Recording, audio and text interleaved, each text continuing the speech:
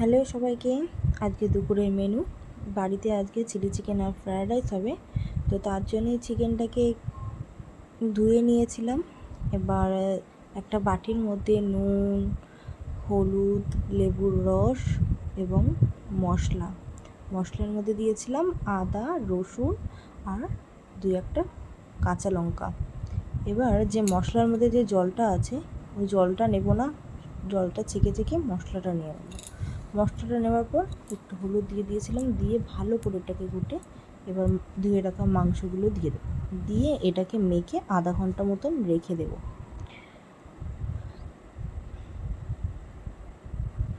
এটা মাখানো হয়ে গেলে এটা আধা ঘন্টার জন্য রেখে দেব।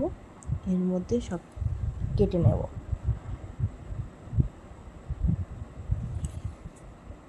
ব্যাস, মাখা হয়ে গেল।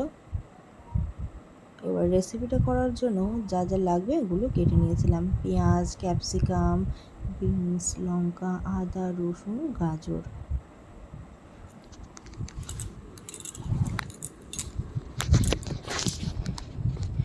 এবার একটা বাটির মধ্যে গোলমরিচের গুঁড়ো, ময়দা, কর্নফ্লাওয়ার দিয়ে একটা ব্যাটার তৈরি করে নেব।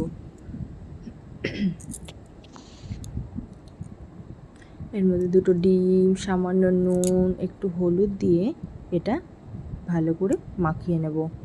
মাখানো হয়ে গেল। এদিকে চালও নিয়ে নিয়েছিলাম আর জলও বসিয়ে দিয়েছি হাঁড়িতে। জলটা গরম হতে হতে আমার এদিকে বড়াগুলো সব ভাজা হয়ে গেছে। এর মধ্যেই কড়াইয়ের মধ্যে রাইসের জন্য সব ভেজে নিচ্ছিলাম।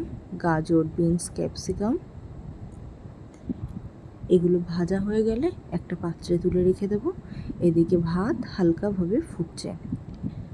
এবার চিলি চিকেনের জন্য একটা বাটির মধ্যে গোলমরিচের গুঁড়ো, সয়া সস, টমেটো সস দিয়ে এর মধ্যে একটু সামান্য হলুদ দেবো, কালারটা যাতে ভালো আসে।